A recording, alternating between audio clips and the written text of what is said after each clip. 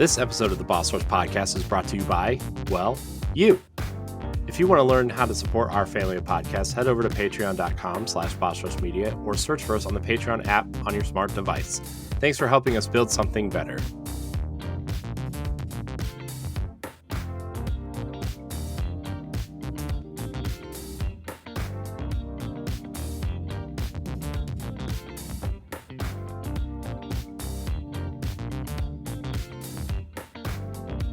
Hello, everybody. Welcome back to the Boss Rush Podcast, a great place to play games and be better. I am one of your hosts, Corey Dirrig, and alongside me, as always, is the PC Muscle Race himself, LeRon Dawkins.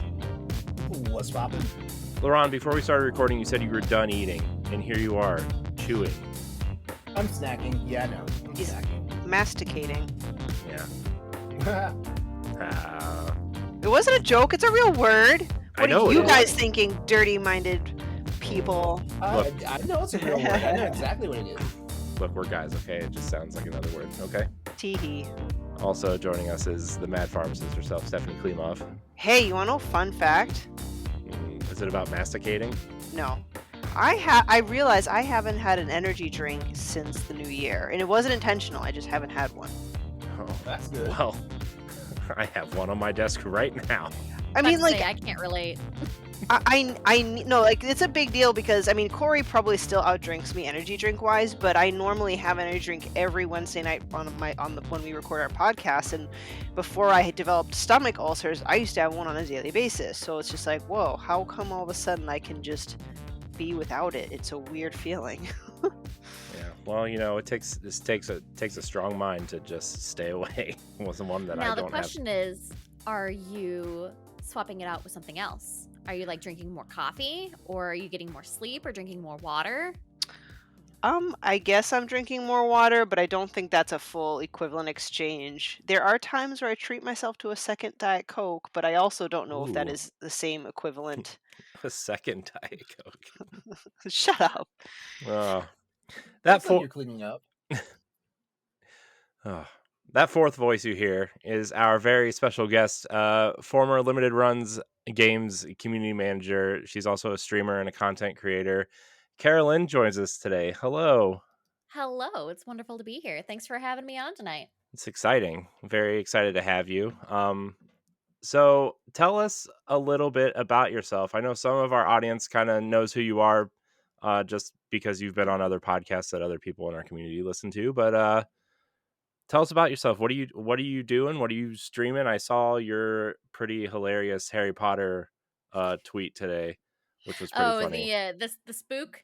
Yeah. Spook. Yeah. So right now I am streaming Monday through Friday from noon to roughly 5 p.m. Eastern on my Twitch channel, which is just Lynne.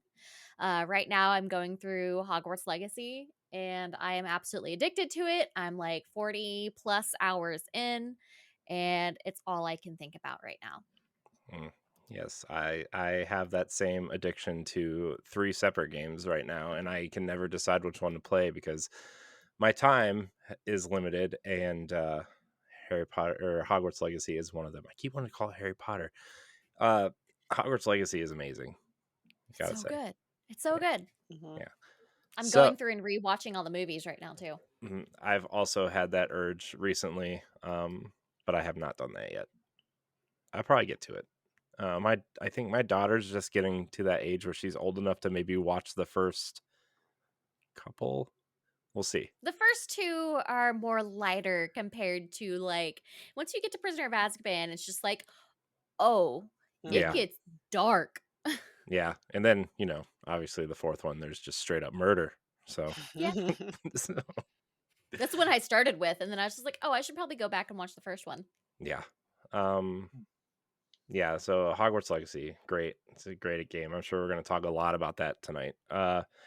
So a couple questions. Why the streaming? Why? I mean, I know some people pick YouTube, some people pick podcasts, some people pick streaming. It's why streaming? Is it just because it's something I'm comfortable with. I've been streaming. I realized yesterday I've been streaming for 10 years. Oh, wow. Like, because I started in, I think, 2013, and I realized yesterday it's been 10 years that I've been streaming, and just kind of off and on. It's never really been anything like professional for me. But it's always been something I've been comfortable with, and I have a like pretty good community there. But I had stopped streaming whenever I started working at LRG because I was streaming for LRG, Mm. and so it was just kind of like streaming overload. So like I put my focus into them rather than my own. So it's just kind of fun to come back to it and see a lot of names that I hadn't seen in a few years and that are like popping back in, and meeting all these new people within like that have found me through the whole situation with LRG. And it's been a lot of fun, especially to jump back into Hogwarts Legacy. Can I ask, what do you stream? Are you playing on PC or? I'm playing on PS5. I need to talk to you at some point about, not that I am going to make a career out of streaming, but I figured, well, at some point it'd be cool to learn how to do it. And I usually, when I Yeah. see people play, like do a let's play or something, most times I see PC. It's not always PC, but I'm like, how the heck do I stream and have my little face in a box in a corner? I don't know. Oh, So now are you saying like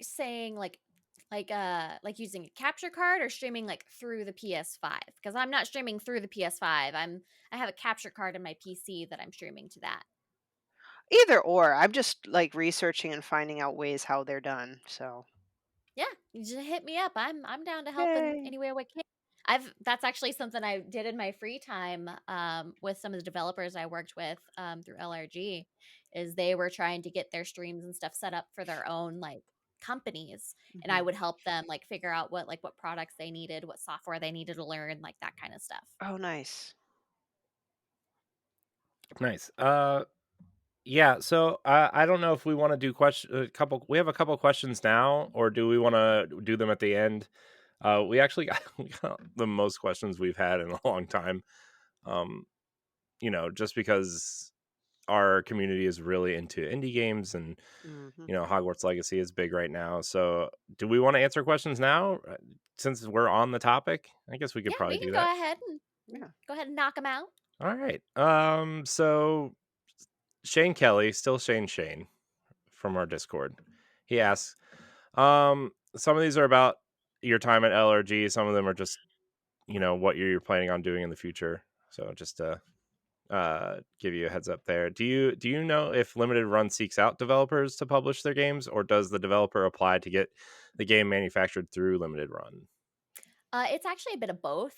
Like I know that like whenever we went to conventions, we would set up like interviews and stuff with developers that, and we'd go and explore the different booths that are there and see what's going on. And devs would come up to like my previous boss and be like, "Hey, like we want to work with you," or they'd send the email to the CEOs and be like, "Hey, like we want to work with you." And like if there is a game that caught like one of the employees' eyes, um we could kind of give them a suggestion to be like, hey, like look at this game, like we should reach out to them, kind of thing. So it's kind of a bit of both.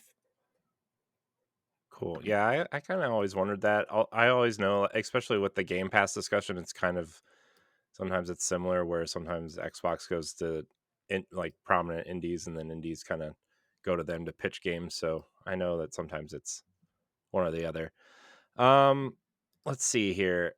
Sebastian in our Discord asks, what game, if any, would you like to see remade for today's consoles? Ooh. So one of my guilty pleasure games that I grew up with was Portal Runner. I don't know if any of y'all had ever heard of that. It was on the PlayStation 2. It was like my favorite game of all time. I don't know if I have it because I have a. Oh, I do. It was also on the Game Boy Color. I don't know if you guys can see that, um, but Oh, it kind uh-huh. of was a Wait, I spit, remember that game. right? I Like remember that game. it was on PlayStation, and that's what I played it on. But that was a game that I played like every single weekend. Like I went through and I Nice. beat it every weekend. I think you could get through it in like 5 hours, 5 to 6 hours. I know I could beat it in a day. Um, but that Wow, is one game. you Speedrunner. would have fit in comfortably. You would have fit in comfortably a few weeks ago when we talked about our comfort games. Yeah. It was one of those, I absolutely loved it, and it was, like, this was one that I really wanted LRG to do. Like, I bugged them all the time. I was like, "I wanna do it. I wanna do Portal Runner. I wanna do Portal Runner." Like, that was my one game that if I ever got to pick something that would get a physical release, that's what I wanted. Wow. Man, so this I don't remember the game. I never played the game, but I do remember the box art because the girl with the green hair is like Green hair, and really she's got a lion companion. Like, striking. you go to all the different worlds. Like, you have like a dinosaur world, you've got like a medieval world, you've got a space world. Like, it hits all the different like genres, and it's really fun. Yeah, there's a screenshot of this girl fighting something that looks like the Stay Puft Marshmallow Man in like Yep. a candy store. Yeah, I looked at It was it's great. crazy. Wow. This game looks man, I don't know. There's probably some room somewhere for this type of game these days. I would love it. I would Uh probably cry if it ever came. If it ever came out. uh let's see. Late to Gaming in our Discord asks is are you a game collector and if so, what's your favorite item in your collection? Oh, I really wasn't a collector until um LRG, just because I could never really afford Mm, to like collect. But I was more of like a like statue collector. Like, I really like to get like collector's editions of games, that kind of stuff. Um so like I collect a lot of like DC bomb shells statues, if I could talk. I collect Pikachu stuff. And then I collect a lot, like The Witcher is my favorite game of all time. So like I have the collector's edition of that. I have got this whole wall behind me is all Witcher stuff. Like, you can't see it, but right up here is all statues from The Witcher. Wow. So nice. That's cool. I have a bunch of Destiny statues over this way that you can't see, but they're like the 12-inch ones and they are I have a getting more tiny little Cade. I have a oh, the tiny little little Cade. like the little Mm-hmm. one with the big head. Yes, I have that Yeah. one. Yeah, that one's cool. Oh, Ripcade. Oh, my heart. I know. That was back whenever I played. I Uh, haven't played Destiny in a long time. oh man. This I'll be talking about Lightfall a little bit tonight, but yeah, it's interesting. I'll put it that way right now. But yeah, man, statues and games. Uh Matthias 666 via Discord asks which release was the most exciting for you? I'm assuming which release at LRG was the most exciting for you. The one that I was really excited for was Haven. Mm, That was just one of those games. It's by the Game Bakers, and it was just one of those art styles that I really was drawn to. A lot of the games that LRG did were more pixel based, which weren't really like my type of games. There's some pixel games out there that I really enjoyed, but like a good art style is really what drew me Mm. um to a game. Like, I have, let me see, where is it? I've got it right here. Like, I got the vinyl for that we did for Haven. Like, oh, I don't know if I can show that. It's got, yeah, I can't show that. It's got dirty stuff in there. Um but it was just like the art style of it was good, the art, the music was good. Getting to meet the creators of the game was awesome. um that was probably the one that I was most excited about working on, I even compared to like big games like Doom and Star Wars and Scott Pilgrim. Like, Haven was the one that really meant the most to me. I remember that game. I remember how colorful it was because it was on Game Pass, I think, at one Hmm. point, and I do remember because that was one of the first kind of bigger indies that they were pushing, and like, look at the game we got on Game Pass to go with Gears 5, and I'm like, oh, okay, these are two totally different games, but Very different. you want to advertise them at the same time? That's cool. Let's see. Celeste Roberts asks, what was your favorite aspect of working at Limited Run? meeting the developer. Mm, hmm, I can't talk today. I'm running off of like no sleep. I could not sleep last night. Mm. So brain is mush. But getting to like live stream with the developers and getting to interview them was the Nice. thing that I was the most excited to like to do.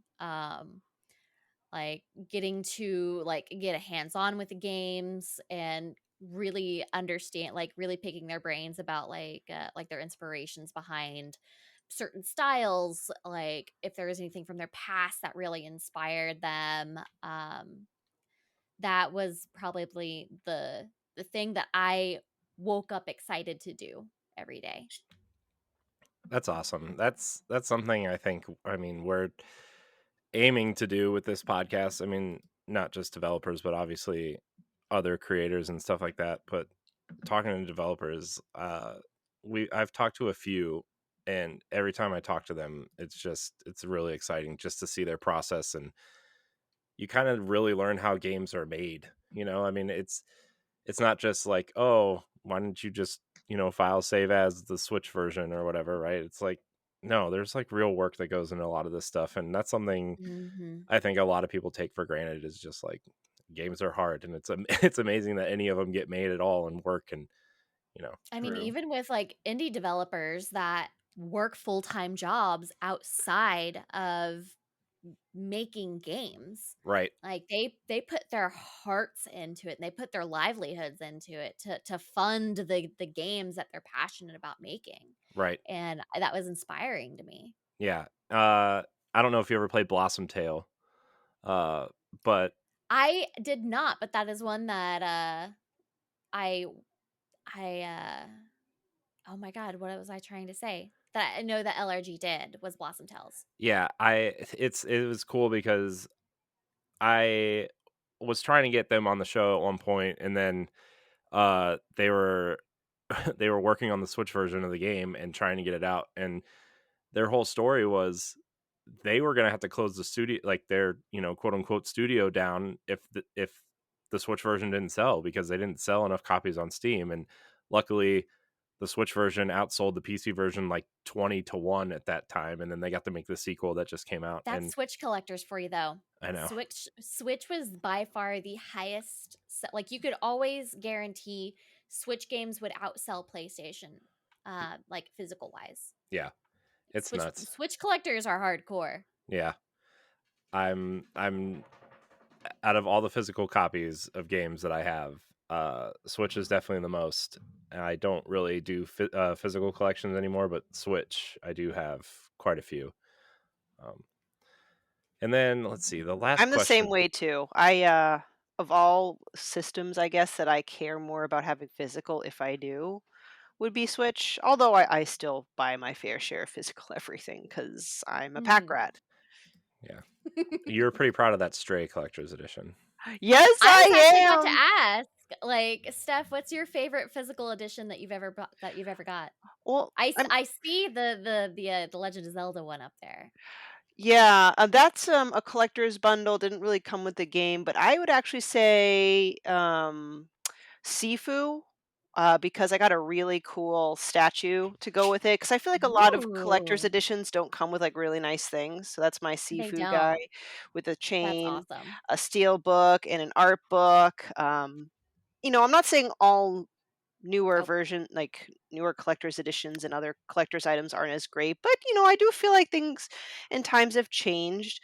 I also like one of that, it was from limited run. A couple of podcast friends actually drove down to the physical store and they got me the Turok from like Nintendo 64, and it I look have those up here. yeah, it's packaged like the N64 cartridge, and you got like a little Mhm. like The mold. metal one. I think that's awesome. Like, I love Mhm. when there's actual, like, I wanna say, I don't know if quality is the right word, but I just feel like it's actual, like, a worthy item of collection, if that makes Yeah, sense. like the memorabilia is like I'm a fan of like having something that was in the game Mhm. that Yeah. that we made physical. That's why I liked Haven so much, is because we made like Kay's necklace and the ribbon and like that kind of stuff. Mhm. So like, and the Turok one was really cool because it really kind of geared towards the nostalgia of like the Yep. old N64 cartridges. But like, of course, you couldn't play it because it's metal. Mm. But I thought those were really cool. Yeah, I'm looking forward to the Glover one. I also ordered Glover. Oh yeah, did you get the plush? I did not. There are budget Mm. limitations. They were so cute. Those had Aw. just come in right before everything went down, so I got to see them. They're super cute. They're very Oh, soft too. yeah. So those are my favorite. Like, even though, Corey's joking about Stray, I love Stray the game, but the collectors was okay. Because you get the game, you get a cool sleeve, you get a patch and some art cards. So it's Okay. okay. But I'm like, art cards, I'll probably lose them. So Art cards are a lot easier to do more than like a poster though. true. Actually, that's Um a good idea. like Thank you. I like art cards because I don't have a whole lot of wall space anymore. Hmm. Like I had gotten some oh gosh, what was it from? It's from Focus Entertainment. They gave me a little pack of them at PAX. Ooh. They came with some with like from like Plague Tale. Is that what it's Uh, Hmm. called? Yeah. And a few other games that we had done with them. And I thought they were really nice, like high quality art cards that are a lot easier to display. Like even if you get like little frames or do like a shadow box type thing, mhm. I think those would be like easier to display than trying to find a spot for like a big poster. A Right. poster that's typically folded into a million different pieces and you can't ever even get the like the seams and stuff out. Oh, Um, I hate that. I hate when posters are folded. It bothers me so much. I don't Yeah, know. Sorry, it's the damn creases. Yeah. Mhm. I don't know if they asked you this when I like blipped out of Zencaster existence for a minute. Are you going to PAX? I am not. Ah. Which sucks because it's over my birthday. PAX is over my birthday every Oh. year. And so I got to go last year, but I unfortunately I don't have plans to go this year, but I would love to because PAX is one of my favorite expos that I ever get to go to. And of course, the Nice. last time I got to go outside of work, I had a broken foot. Mm, So Oh. that's rough. so well maybe next year. We'll see Yeah, next year. always next year. Cool. Always. Got something to look forward to. Yeah. Man, PAX. What a what a time. I know. It's almost time. So Wow, those are all awesome questions. That was real a lot of engagement. yeah. We actually have one more. Yeah, And bring it. actually, now before we move on, I'm curious about so Corey and how do you say your name? Is it LeRon? LeRon. LeRon. LeRon. Okay. What is your guys' like? Do you guys collect like Mm. collector's editions or anything like that? Corey, Uh, you go first. I used to a lot. The last So the even la- if you don't collect collector's editions, what is your favorite gaming memorabilia piece? Okay, I can answer Mm. that. So I actually moved away from collector's editions and more into like when a company will make an item from the game by itself and I'll just end up buying that. Like all the Destiny statues, Numbskull Designs makes them, right? And Mhm. I would rather have those instead of like a bag because one of the Destiny collector's editions came with a bag. I'm like, I don't need a bag. But this I wish I would have gotten the Lightfall one because it came with a puka fish and I really want it. I really want it. And I just I don't know. Some of the Destiny ones have been cool. Like the Witch Queen one was cool too because it came with a hive ghost and I really wanted that too and I kind of missed the boat on that one too. But I mostly just buy the stuff if it like also too like I made a couple of mistakes of buying the collector's edition of a game that I didn't know if I was going to like or not, and I ended up not liking the game, or like, it just was, Anthem had some sort of collector's edition, and I was like really about to be. We had a short-lived Anthem podcast because we were going to be the first ones to do the Anthem thing, right? And it lasted 9 episodes, and it was bad. But Yeah, Anthem. oh man, That rip, one. rip Anthem. It's so much potential. I know. So much potential in that game. The thing is like the mechs were cool and like flying was really good and the shooting was good, but the game But the was actual plot yeah, was kind of lackluster. yeah. Go here, shoot guys, go here, shoot guys, hold X to open door. Mhm. I don't know. It was man. I remember Jesse actually bought like the comic books for Anthem and we were like kind of pre-reviewing them on the show before the game came out. It was like we were trying to be like first there and it was just bad decision. Cool name though. Javelins for Mhm. Hire. That was the name of the podcast. It was cool. That's a cool name. Yeah. But yeah, I mean, the last real collector's editions I think I bought the Horizon Zero Dawn one, so I have the Aloy Yep, those were statue. good. I've got that one. Now, was it the first the like her so Horizon Zero Dawn, I've got Yeah, that one. yeah, I didn't get the Forbidden West one though. That yeah, one was pretty cool. yeah. I didn't get the Forbidden West one either. I have God of War 20. I noticed that behind you, I know. Steph. Thank you so much for rubbing it in my face. Yeah, No, I only got well, I mean, I just happened to be lucky and it was on sale. Like after a certain amount of time, they like dropped it. Was it like $100 Mhm. off? So anyway, keep hmm going. yeah. Well, nobody. It didn't. I don't think it sold well because Yeah. they bundled the game with the console. And it's like, well, Mhm. I'm gonna buy the game with the console because I need a game to play with the console, right? Yeah. Uh, but I have the God of War one. Ooh. I let's see I bought the Order 1886 one with the statue of Galahad, which the I statue don't is cool, and I don't have that one. I actually really like that game. I know it's kind of like meh, Order was pretty cool. Like yeah, it really showed off like what was possible with the PlayStation 4. yeah. Like cuz that was it was very linear, but the graphics in it were so good. I know it's still one of the best looking PlayStation 4 games. I think still. I I think agree. I wish they would have leaned one way or the other of like, do we make this an adventure quick time events game or do we make this full on Gears of War third person shooter? And they kind of straddled the line and they didn't straddle it very well. But I thought the concept of the game was cool. The alt history, Mhm. vampire, werewolf, immortal Kind type. of steampunkish, Yeah. like is really cool. Yeah. Oh man, the order. I hope there's a sequel because they left a cliffhanger That would there be that yeah. man, I'm It would be surprised nice. It would they be nice haven't if there was. done. yeah, man. A lot of werewolf dongs though. Gotta Yeah. Hmm. a lot of Hmm. danglers there. So you know, hey, you know what? I'm not gonna judge. Some people are really into that. Okay. I'm just not one of them, I guess. LeRon, what was yours? Okay, so I stopped being a collector a long time ago. Like I got really disenfranchised of collector's editions back in the Mhm. PS3 era. Okay. Particularly the Metal Gear Solid 4 collector's edition, like it really burnt me up. Like it was if I'm not mistaken, I think it retailed for like $129, I think. Don't quote me on that.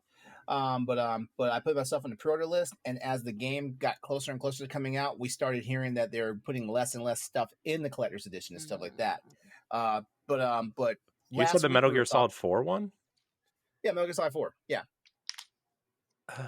Man. Yeah, it was supposed to have a whole bunch of stuff with it, but ultimately we Yeah. wound up just getting like a two disc edition of a DVD that showed the making of stuff. Which honestly, that's kind of like my gaming porn right there. I love seeing like behind the scenes stuff and things like Mhm. that. So like whenever stuff like that's available, I immediately go for it. But we have YouTube now. Like there's so many people out there that sleuth all this stuff. Mm. That is just really easy just to plop myself down like in front of a long form video and just like lose myself in a 4 hour like production because people like so and so did this is how the production went and all that stuff and things like that. Mm. But yeah, I kind of got out of that. So like nowadays, like the most money I'll spend on a game is like if it has deluxe edition, I'll spend the extra Mhm. 10, maybe $20 on it. But as far as some of the cool stuff that I did collect when I was doing collector's edition stuff like that, the resistance. The Resistance 2 Fall of Man. Resistance Fall of Man, but Resistance 2. Mm-hmm. Resistance 2, that collector's edition came with the statue of the bad guys, the Chimera. I mean, Mm-hmm. an action figure. And I still have that in a box, like in that closet back there and stuff like that. It has never been opened. It's no longer in the original like box that the game itself came in, but like it's still in its actual packaging and stuff like that.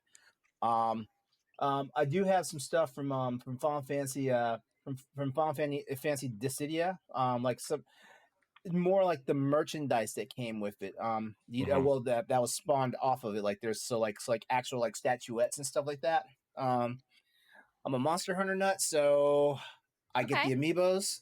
I have all of the amiibos back there. I love Nice. them. Well, I got all of the not all of the Monster Hunter ones, but I have the Monster Hunter Stories ones Yeah, Mhm. that they Monster came Hunter out with. Stories particularly, like because because you've got the writers plus you've got them freaking monsters. Like like Mhm. that was my thing. I was like that broke my rule about amiibos. Like I was like I'm not gonna buy an amiibo, but Monster Hunter Stories came out and that kind of broke my rule about it. And then thanks to Stephanie, I got the special edition like Metroid Dread one. Thank you, Stephanie. Ooh. I love you for that one. Yeah, it's Uh, still a nice one.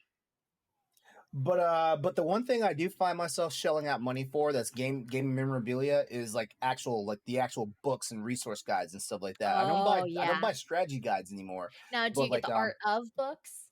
yes, yeah, stuff like that. And Yes. I love those.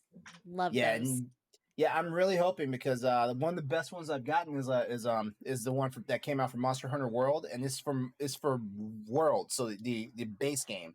And over in Mhm. Japan, they've made the companion book for Iceborne, the expansion, but they haven't made any news about they're going to translate it to English, or Romanize it, I guess is the way they call it.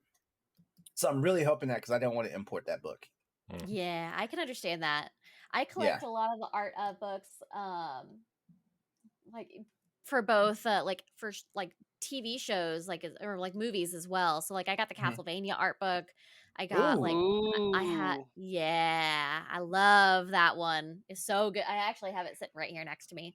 It's one of my pretty ones that I have on display. Now that one was cool because I actually did get to interview Sam and Adam Dietz. Oh, And they're the nice. ones who told me about the art book. So I was just like, oh, yes, yes, yes, yes. So that one means a lot to me. But I also like we collect a lot of like game books and like movie ones for like all of like the older Pixar movies, like those kind of stuff. Hmm. I get a lot of Yeah. those. Yeah. I have a lot of art books too. I recently bought the Creating a Champion Zelda one because it was on Ooh, sale I on got that one Amazon. recently too. Yeah, Yeah, it was on sale that on thing is Amazon. I hefty. know, it's a That thing you could kill somebody with that book. that is Yeah. a thick Like book. you could It's got oh like my 4 Cs on god. there. It's a thick one. Uh, Yeah. I also uh-oh, Stephanie's waving her hand. Oh, I forgot. Like I saw it and then it wasn't released yet, so then I forgot about it. The art and making of Hogwarts Legacy, exploring the unwritten visiting world, is available now. Yeah, Ooh, I have that on my Amazon wish list. it's on sale right now too. That Ah! Oh, snap. Well, I'm I know what I'm gonna order after this. It's funny. I'm staring at it right now because I thought Well, about it. hold Well, you guys I talked about art books and we talked about Hogwarts Legacy, so I had to look it up. It's true. Yeah. I It's yeah. I love that stuff, and also like the cool thing about books though is like you can just sit back and have like a quiet time just looking at this stuff and things like that, and Mhm. that's kind of my thing. mhm. Now I'll tell you, the Horizon art books are amazing as well. Ooh. yes, I have those. Those are so good. One of the concept artists, Loesch, she did some stuff, and we've got quite a few of her art books. So like, I really love seeing like artists like that I see and follow outside of like a game, and hmm like seeing their style inside those books. It's just so cool to me. It's so fascinating. I'm buying the Hogwarts book right now. Mhm. Thank you for that, Steph. You're Thank you. welcome. Oh man, it's so good. All right, so yeah. Oh, we still have one more. Still have one more question. It's fine. Look, Sidetrack. who cares? It's fine. No, this is great. That's This all is this in show is. itself a topic, we Yeah, kinda covered collectibles. yeah. Anyway. Uh, Deshaun Malone, longtime listener via Twitter, asks, "What are your plans for the future? Would you like to get back in the indie game scene?"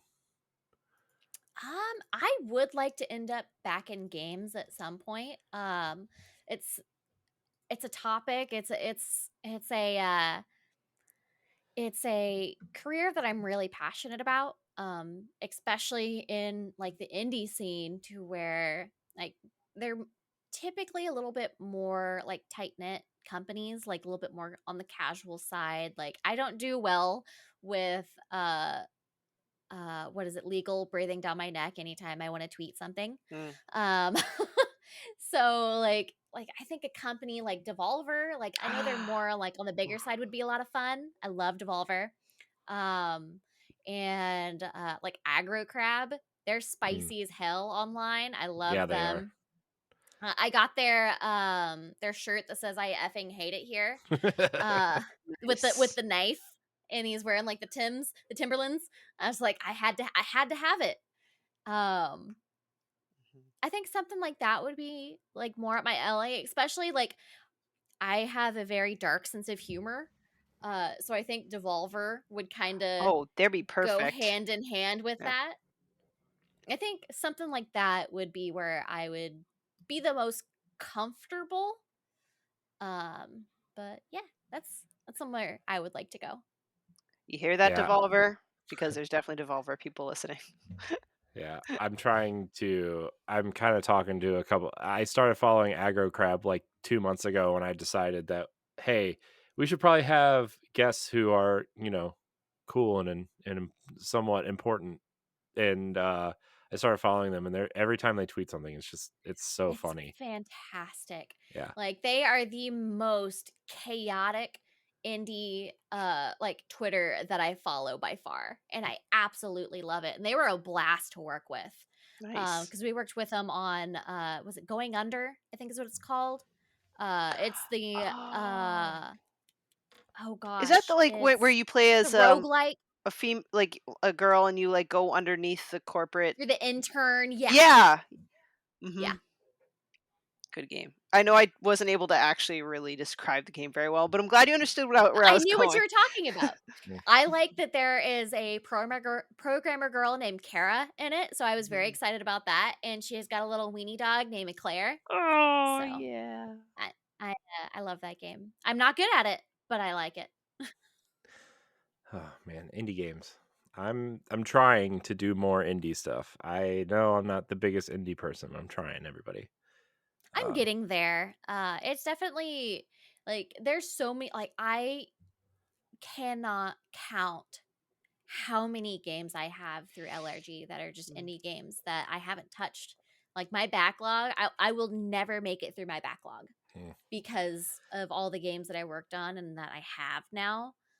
And but it's just one of those, like I would like to get to it, mhm, get there, because yeah. there's some great games that Yeah. deserve the love. The nice thing about indie games, and I know it's a generalization, so I would say most, not all, right, is that they're generally shorter than many of the Mhm. AAA games. So I feel a bit more confident that I can knock out a few. Not, I mean, I'm going to enjoy this experience while I'm there, but when I got overwhelmed is when I learned about Day of the Devs. And I watched Mhm. their showcases, and I'm like, oh, I want to play this indie, and this indie, and this indie. That's where I found out about Choo Choo Charles, and I played Choo Choo Charles. Like, so. I heard about Choo Choo Charles. So, like one of my favorite indie games that I played was Graveyard Keeper. Have you ever heard of Ooh. Graveyard Keeper? It's like a very morbid Stardew Valley. Oh, nice. It Yeah, I like hadn't heard of that you one. like oh it is but it's one of those indie games that I put over 100 hours in. Wow. Easily over Wow. 100 hours into it. Damn. Like I think I was at 99 hours whenever I finished the actual story of it. And there was still a quest that I hadn't even touched yet. And like they had so many like DLC for it that they came out, like that was all based off of like they had some that were is like one called Game of Crones, and they had some based off of like Breaking Bad and Better Call Saul and Stranger Things, and it was really cool. Nice. That's so It's one of awesome. my favorite indie games I've ever played, That's so awesome. All and it is right. Well, morbid as hell. yeah. Speaking of games that we've played, what are we playing? And Kara, we're gonna go your way first. you've been playing Hogwarts a Legacy. yeah, Yes. yes. Let's Like, talk about just Hogwarts Legacy. direct into my veins, Hogwarts Legacy, please. Where are you at right now, like, as far as mainline? I just finished trial number 3, Ooh, okay. which, oh my god, was the most beautiful thing. I don't wanna spoil it for anybody, but oh my god, it was so good. Like, Ooh. my jaw hit the floor today whenever I got through trial 3. You mean, It like, was the memory? so the memory, like, those who, like, read the books or watched the movies, they're going to recognize this, Ooh, perfect. Oh, and, can't wait. oh my god, it was completely different than any other thing that you've done within the game already, Huh. but in such a, like, beautifully handled way. Like, I don't wanna spoil it at all because it was just one of those, like, holy crap. There is so much love and passion that went into this game to pull this off and to pull it off as well as they did. Like, ugh, Oh, I'm so if you glad you haven't said gotten that. to trial 3 yet, like, it is so good. So good. Well, that's I finished trial 2, so I have yet to reach trial 3, but, like, this is gonna be the fire under my butt to get there faster, you know? I just Yeah, wanna I I just finished the second trial also, and man, I just so like the thing is like I'm like, man, I see all these yellow main quests I should go do. yeah. Oh, but there's all Oh, I these Merlin am trials. distracted like crazy. Yeah, Like, I'm like I said I don't know if I've said it, like, since we've been recording, but I'm 40 plus hours into it, and, like, there's still like, I think I'm 58% through the game, like, Mm, according to, like, the challenges. man. Like, it's just so good. May I ask, do you have a particular, talent you favor? And talents are like you have different aspects of where you can apply your experience point Mhm. levels with, like defense against dark arts or like stealthiness or just your core magic. Because I hate to say that I'm boring. I upgraded most of my core magic stuff because it felt the most useful. But which one did you kind of rely on a lot? I maxed out stealth first, Mm, and then I went to, the actual spells talents, and then now I'm kinda working on, like, the core, and then, like, the dark arts ones are kinda getting sidelined, and I haven't touched room of requirement at all. yeah, Hmm. nice. Yeah, I haven't really done the remove requirement stuff. I only kind of do what I need to, and then I'm like, I'm out. I feel like I'm already playing a life sim slash decorate your house sort of game in Disney Dreamlight Valley. I don't need I don't need another one. I was surprised by how many, like, mechanics Hogwarts Hmm. Legacy integrated. Like, Yes. you've got the combat system, you've got the Sims system with the decorating your room, you've got the monster breeding system, Mhm, you've got the, like, alchemy system, like, there's so like, the crafting is and then, like, I don't know if you guys have done, the DLC quest that is in, for the PS5, but you get a shop after that, mm. which technically isn't like you don't do anything with the shop, you just kind of sell stuff to it. Um, That would be really but handy. I'm playing on Xbox, so I don't have that. they are going to be bringing it to it at some point though. Oh, okay. Yeah, Um, it's limited. It's limited time DLC for PlayStation. Yeah, mhm. But the amount of mechanics that they input into Hogwarts Legacy and did them justice was surprising. yeah. Yeah, I gotta say, I found so much joy that I caught, so to speak, a unicorn, and now I have a unicorn in my room of requirement, and I go visit it like every time. Like, I brush my pretty unicorn, I feed my pretty unicorn. You just get that little, like, a little drop of serotonin every time you walk Yeah. in there, and then they may have the little babies, and then you have, like, the excitement of going and finding, like, a shiny version of all the animals that you can catch, like, I got a shiny Thestral, which was really cool, Wow. and it's, like, this, like, really pretty, like, almost like a crystal blue color. Oh, It's really you're cool. right. Like, anyone who looks at this game with an objective eye, like, no one can deny the fact that there was love and passion that went into this game. So much love. Like, and these are people that you can tell were passionate about like the Wizarding World lore. Hmm. Yeah. And Like it's the thing too is like I knew like I didn't know this studio. I didn't know Avalanche had this game in them. But I know that just from previous interviews and stuff that I've watched with them because they were really big and they were the developers of Disney Infinity, the primary developers of Disney hmm Infinity. And the love and care that they did with that game, I was like, oh man, you take a world like Harry Potter, they're at least gonna like put all the things in there that people love about it, right? And more. But I didn't know they were gonna have this type of AAA Yeah. experience, right? Because like I mean, Disney Infinity's fun, but it's a kid's game and you collect toys I and was working at GameStop whenever those were like peak. yeah, So I like Disney Infinity and like Skylanders, all yeah. those were kind of at like the same time. hmm And Speaking, I actually didn't realize that yeah, they did Infinity. yeah. Going back to our collecting, I have every single Disney Infinity character. They're all on the I shelf have Oh wow. up here. one. Jesus Christ. Yeah, I have one, and that was the fox from what's it The called? fox and the hound. Robin Hood? Zootopia. Oh. Zootopia. I Uh, got that one from my Zootopia. husband. That's the only one that I have. That's the only one I bought. Yeah, Just because I liked the way he looked. They did a really good job with the models on those. yeah. Like like they're like those are like awesome little collectibles just themselves. I know. And when Disney shut down Avalanche the first time and they canceled Disney Infinity, like they had all these plans for Disney Infinity Forever, which is like why would you name it Infinity Forever? I don't know.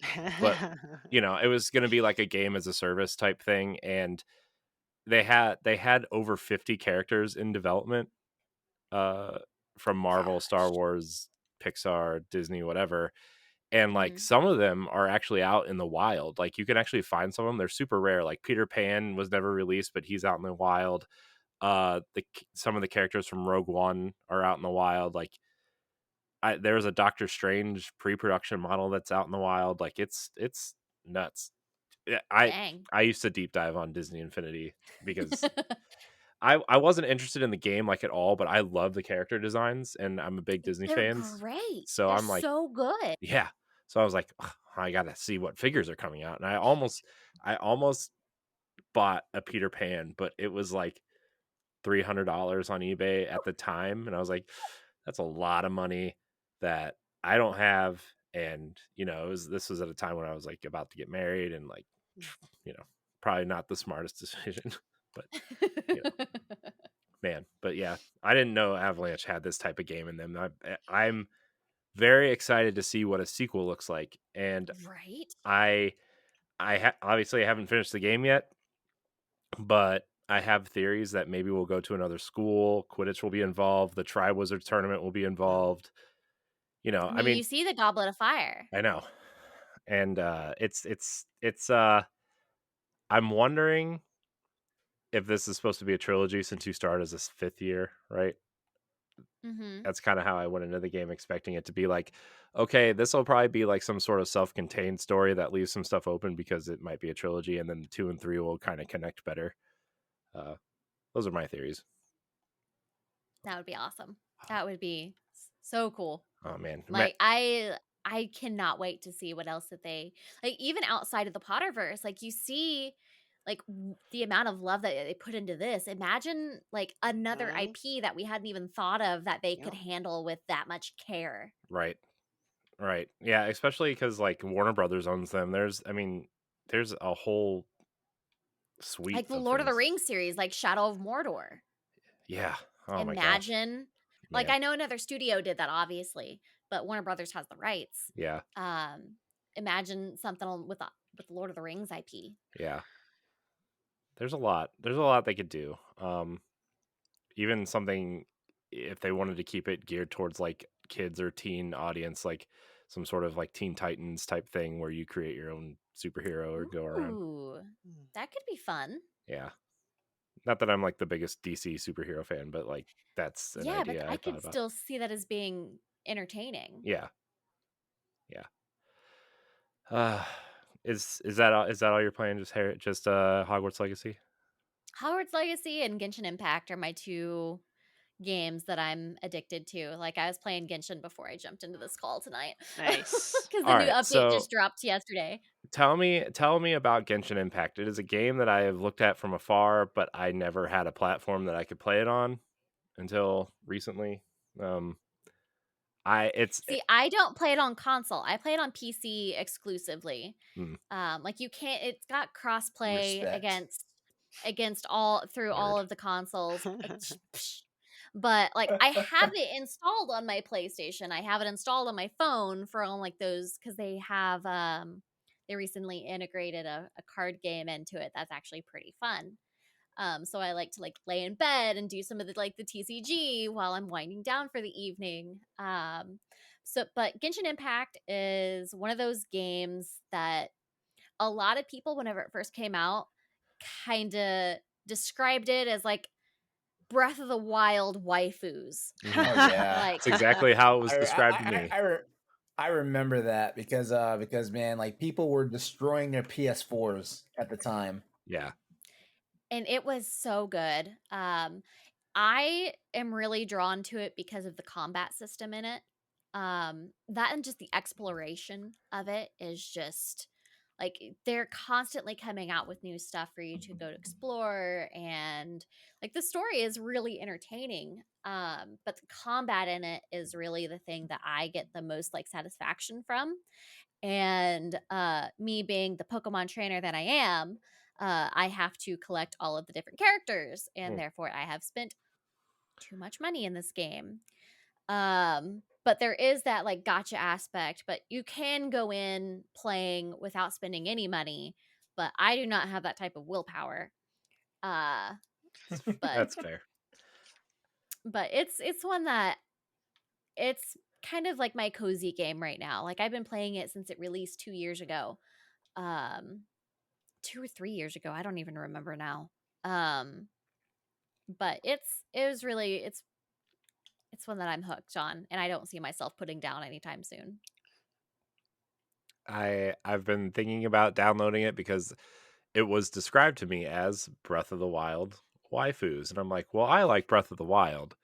I don't really care about the anime waifu stuff, but I've been itching for Breath of the Wild for so long that like, I mean, Hogwarts Legacy kind of scratches that itch, but not really. And like, Now, have you played Craftopia? I have not. What is that? It is basically a knockoff Breath of the Wild. Like Craftopia, you domains. say? Yeah, it's an online game. I believe it's in like early access. I have it. It's on Xbox, and it's on Steam. Are the two that I have it on. But it's one that's pretty fun. It's got gliding aspects and it's got dungeon aspects of it. Like it's got crafting to it. Like it's one that you can play multiplayer in. Uh, It's th- it's pretty cool. this looks. I mean, this is literally just Breath of the Wild, but not Yep, Breath of the Wild. Oh but not wow. Nintendo. Yeah, yeah. I'm watching a Let's Play right now. Some guy running around in some underwear, and Yep. Oh, there But you like there's go. fishing in it, there's house building in it, like there's farming, there's the domains are really fun, but it's like even the music in the domain is very similar to Breath of the Wild. Like they have the big mechs that are similar to the mechs in Breath of the Wild. Like it's basically a knockoff Breath of the Wild. So if yeah. you're like trying to scratch that itch, that's a good one to do. Oh my gosh, that they're like even the bow and arrow animations are the same. Yep. Wow. Wow, cool. Maybe I'll check that out. If it's on Xbox, I'll check it out. Yeah, if you're trying to scratch that itch, that's a good one to do. LeRon, what are you playing? You know what I'm playing? Dead Space and Monster Hunter. Just Dead Space. You're Are not you done not yet? done with Dead Space yet? I'm on the final chapter. Okay. I had to go back and okay, so I think I mentioned this last week, but I spent a lot of time last week because I haven't been playing the game that much. Like for someone who's super hyped about the game, I've really been chilling and taking my time with it. But there were side quests, and I think I told you guys last week that I took care of all the side quests because like you get all the side quests, you open up more lore for the game and stuff like that, additional story content and things like that. But doing all that gets you to master security clearance, which basically because the game has certain areas that are locked behind, like they actually blocks your progression behind like security clearances. Eventually, you wind up getting all the way up to security clearance 3 just on your own as your story progression and stuff like that. But for the master security clearance, you have to do all the side quests, and there's 4 side quests. And 4 doesn't sound right. It might be 3, but there's 4 side quests in the game that you have to do, and this is stuff that basically like like for anyone that knows like Isaac Clarke's story, like mainly he went to Ishimura to not only just repair that ship, but also to find that to rescue his girlfriend. So one of his side quests is basically like following her trails to see what she was doing when like the shit hit the fan on the ship. Another side quest is trying to figure out like one of the doctors just goes mad scientist on the ship, and basically he's the reason why the regenerating necromorph is a thing. But you find out who that person was that ultimately became the regenerator stuff, and it actually like fleshes things out a little bit more, so you actually start to feel bad for this thing that was basically like Mr. X in the original game. Yeah. Let me see. Another side quest is basically just trying to like put all the pieces together about the marker and stuff, and like what the unitologists really were standing for, like out here and stuff like that. So yeah, once you clear all those side quests, you unlock the master security clearance, and the master security clearance, that's when you start backtracking and going back to previous areas of the game that you in the original game you could never go back to. Yeah, so ultimately, like you wind up feeling bad for that guy. Like the guy has an actual name and everything. Like you just see like, I'm just gonna call it the evolution, even though like Dr. Mercer was always a fuckhead, as far as I was concerned in Dead Space. So so yeah, there's that. And then like the third side quest is more or less just putting the pieces together about the unitologists and stuff like that, what they were doing and how they were fucking around on the Ishimura and caused the outbreak ultimately and stuff like that. But once all that happens, though, like you unlock the master security clearance, and this is where it gets good because now you have to start backtracking into the game, and the game is no longer linear like it was in the original Dead Space. You can go back and forth to like the all the way back to the beginning of the game, like the first levels and stuff, because like certain rooms like you encountered you could not open up because you need the master level security clearance, and it's basically like pure fan service at that point because like you wind up getting the final upgrades to some weapons and stuff like that.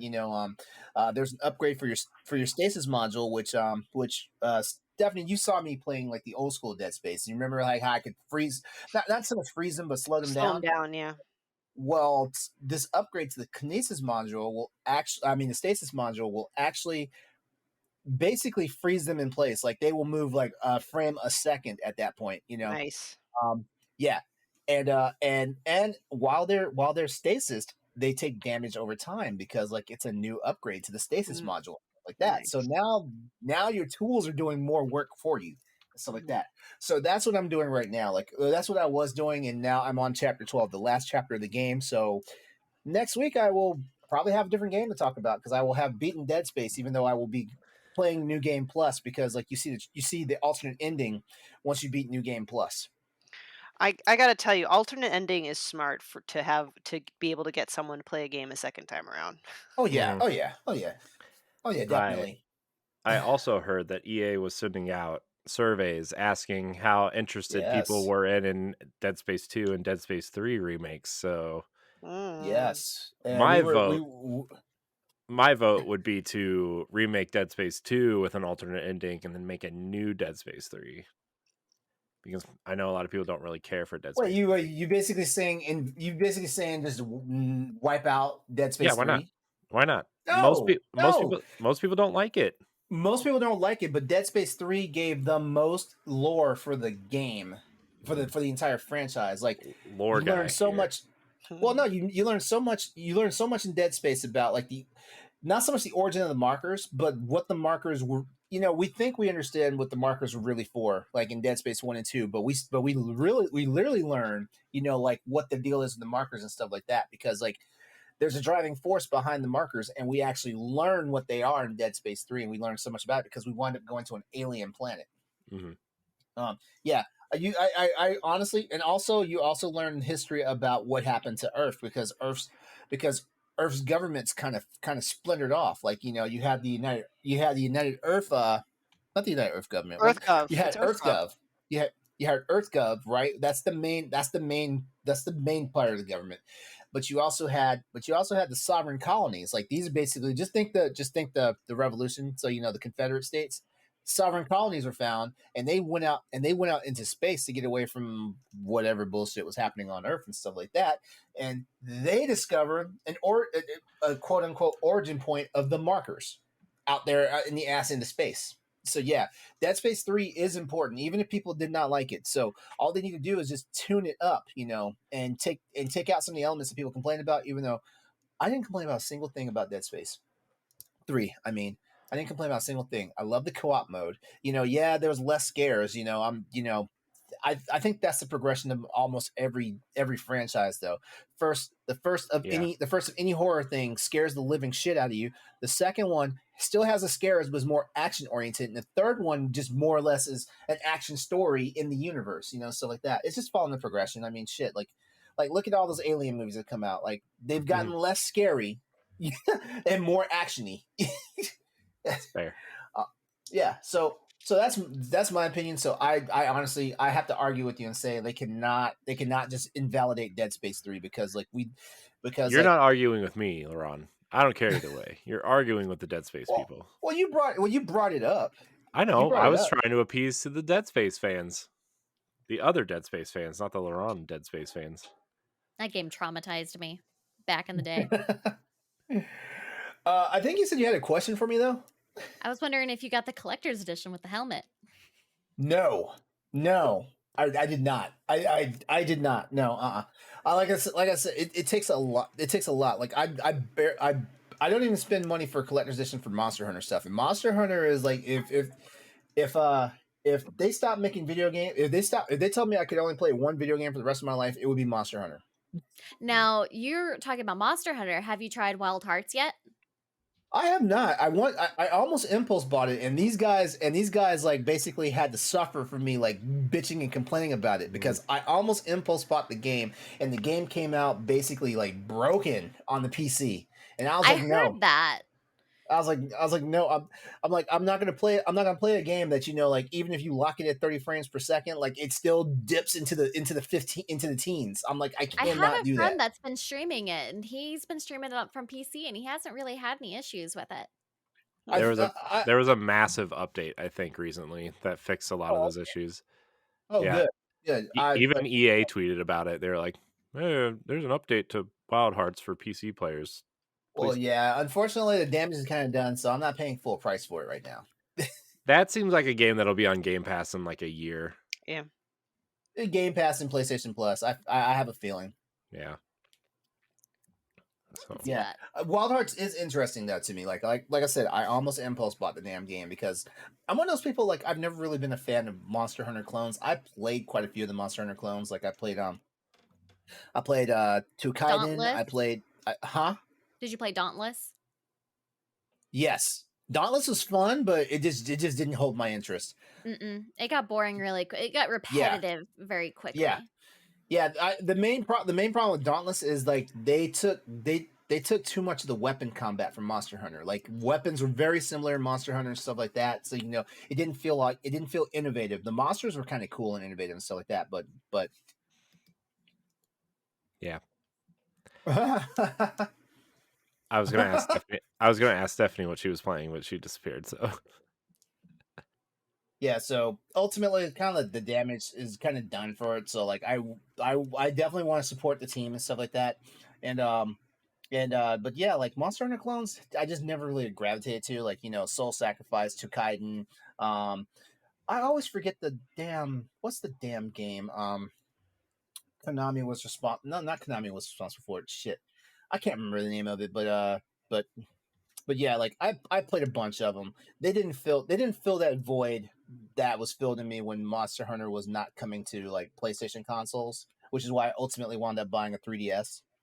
Um, and so yeah, so I'll get Wild Hearts, but I'll get Wild Hearts like when it's not $60. You know, I'm not saying I'll wait for it to drop to $20. Now I feel like at that point, like the time on it has passed. Like I'll probably get it once it dips below 40. Okay, I can see that. It's just bad that in this day and age, like PC games are not developed optimized. You know, and I'm not saying they have to be like perfect. You know, but there's just certain things. You know, like we've come to expect now that PC games don't play well. They play like some of them play like garbage right out the gate. Like look at Callisto Protocol. I mean, but Hogwarts Legacy was also one where people were having issues with Yeah, with the PC version, with yeah, like it like was kind of micro overloading their stutters. graphics. Yeah, it Yeah, was they were yeah. having And that's the issues other with thing it. too. Like that's the other thing too. I bitch about this all the time on my show Crossroads.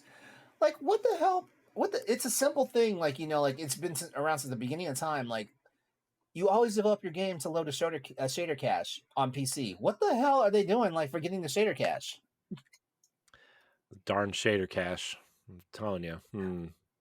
Yeah, yeah. You know, it is I what it always is. Like I you know, always cache my shaders, LeRon. all I gotta say is like PC games coming out broken like saves me money. It's fair, I All right, guess. that's my piece. That's everything I've been playing. Cool. Stephanie, I think you're up. Yeah. I've been having a lot of video game ADD lately, just because there's so many great games around. I feel like I need to play them all at once. So I'm still playing Hogwarts Legacy. I do fire up The Last of Us so I can stay on top of the show. Um, I'm playing Dead Cells, which is not a new game, but there's going to be a new DLC coming out. So I'm getting Mhm. ready for that. Regarding a topic we talked about earlier.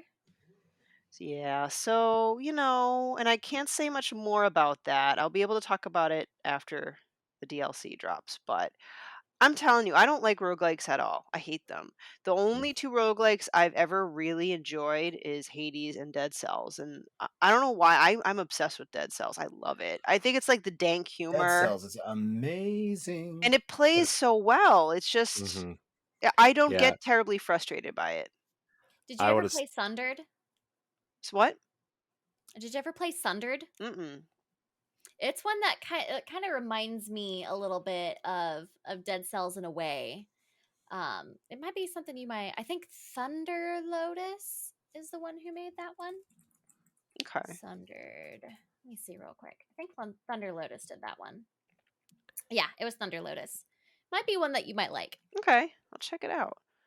That actually, speaking of collector's editions, and the only reason why I'm like biting my tongue and clutching my wallet, I'm like, Steph, do you need this? Steph, do you need this? I almost bankrupted myself. Like, I forget it was the year before, buying everything under the sun. That you did there's buy a lot.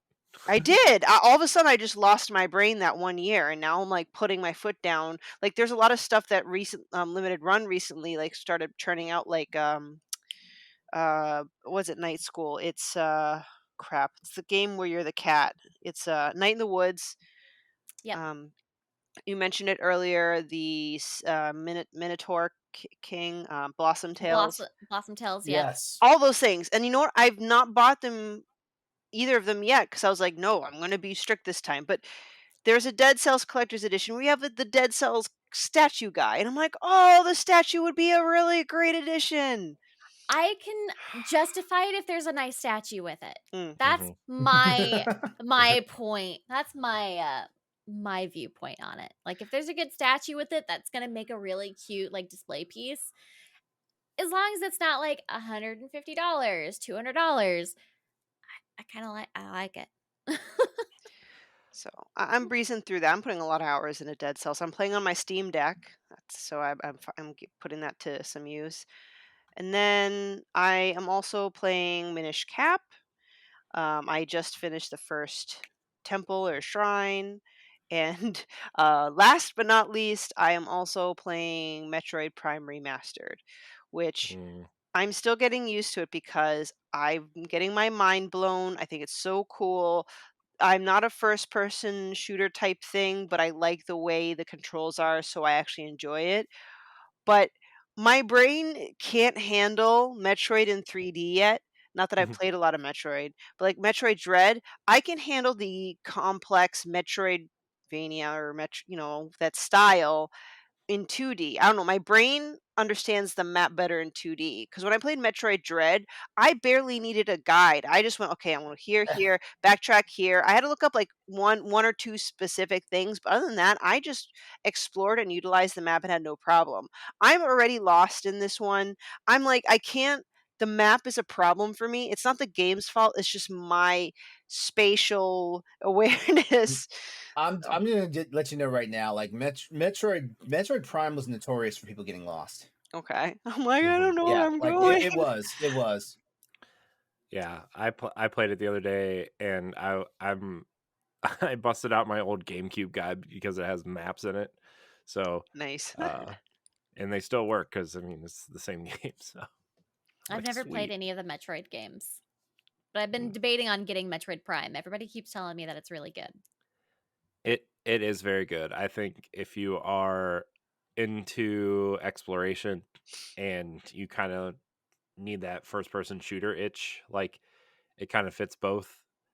Okay. Uh, yeah, I really like Metroid Prime. It was my first Metroid game on the GameCube when I played it. So yeah, it's really good. I really like that game a lot. Yeah, I think I'll be following a guide a little bit more religiously here than I did with Dread. So, but yeah, like I said, playing a lot of games, so only making very small, how to say it, like I'm only going a little bit per each game because I'm trying to play them all at once. Mm, Um, and I, speaking of spending money, I pre-ordered Resident Evil 4 and Final Fantasy 16 today because I'm getting paid this week, Ooh. and I'm pre-ordering it through Best Buy because they both have steel books. mm. Gotta love a good steelbook. Yeah. Yee, so I've been playing a lot. Mm. Uh, I guess that means it's my turn. Yes, it is. I've been playing Hogwarts Legacy. I finished the second trial. So I will talk more about that on book club later, but Yeah. I I love this game. It's incredible. It's going to be very high on my game of the year list. Debating on Zelda, it's probably going to be a fight between these two. Uh, if Tears of the Kingdom is anywhere near as good as the first one, I think you know, it'll be a battle. But I've also been playing Disney Dreamlight Valley, everybody. I know everybody's been waiting for that major update. I've been wanting to get that one. That is one that's been on my wish list on Steam because it looks like it'd be a really good, cozy, like Steam Deck game. Oh my gosh, I don't like games like these. I'm not a Stardew Valley person. I'm not an Animal Crossing person. This is essentially Disney Animal Crossing, and I'm addicted to it. I mean, I guess that means I am one of these people. I just hate Tom Nook for some reason. Uh, my game timer has gone from hours to days playing. So, that's how much because I play for like an hour or two before I fall asleep every night. Like Mhm. I'll go to bed on time, quote unquote, but I'll take my Switch with me and I'll be like, no, I'll just do some farming. I'll sell some, vegetables to Goofy so he gives me some coins so I can upgrade my house. Oh, maybe I'll go do this quest or whatever. And 2 hours later, I'm like, oh my God, it's like almost 2 o'clock in the morning. I should probably go to bed. Um, so yeah, I've put 2 days and 5 hours into this game. Uh, they just had their big spring update, and their Disney 100 event is going on right now. Already finished the quest, or already finished the event, and there's 26 days left in the event or something like that. Um, each event is 40 days, by the way, and they expect you to take all 40 days to complete it. So sorry, Disney, I beat your quest. Don't change it though, please. I like finishing it in like a day and a half. Uh, and they just added an Encanto quest line. They added Olaf to the game from Frozen, and this summer they're adding Wreck-It Ralph and Lion King to the game. So that'll be interesting. So I've been playing a lot of that. It's incredibly fun. I actually just rearranged my whole island for the third time because I decided I wanted a bigger farm so I could make more money. So I did that. And then last night I was up till 1 o'clock playing Destiny 2 Lightfall, the big new expansion for Destiny. Many people know who listen to this, huge Destiny person. So this expansion takes place on Neptune in a kind of vibrant Blade Runner-esque city called Neomuna, and it is a civilization that exists outside of Earth, where humans thought that the last city on Earth was the last city in the last existence of humanity. Well, with the ending of last season and the beginning of this expansion, we find out that there were files deleted from the uh, historical archives or whatever, and there's a city on Neptune, and we go there to and find a whole civilization, and they have their own version of guardians called Cloud Striders. They're kind of, if you think of the lore of Halo and how Spartans are made, like that's kind of what a Cloud Strider is, except they look way cooler and they have hover surfboards, and I don't know, they're kind of cooler than Spartans. It looks very neon. It is. It's very From neon. from the trailer I saw, it was very neon and very bright, colorful, and the creature design in it was really cool. Yeah. They introduced a new enemy type called the Tormentors, which are these uh, kind of void energy wielding giant scary things that chase you with scythes, and if they catch you, like they will suck the energy out of you, and Ooh. like yeah, and Like a they're Dementor. scary. They're so scary. They are pretty hardcore, and I'm like halfway through the expansion or the campaign right now. It's so far, it's not hitting as hard as the Witch Queen did. I really loved the Witch Queen campaign. I think it's because I'm more like just where the story is in Destiny in general. I'm more invested in the storyline that the Witch Queen was telling as opposed to this story with like the war mines and uh the Cabal war that has been going on since Destiny Vanilla Destiny 2, and this is kind of a extension of that. And I just feel like we've been fighting these enemies forever, and I'm ready for this kind of storyline to wrap up. But overall, the world is great. The missions are very difficult to play by yourself. The new enemy designs are cool. They actually changed up some of the ways the enemies work, which is kind of cool. And the weapons are fun. You know, all the traditional Destiny stuff.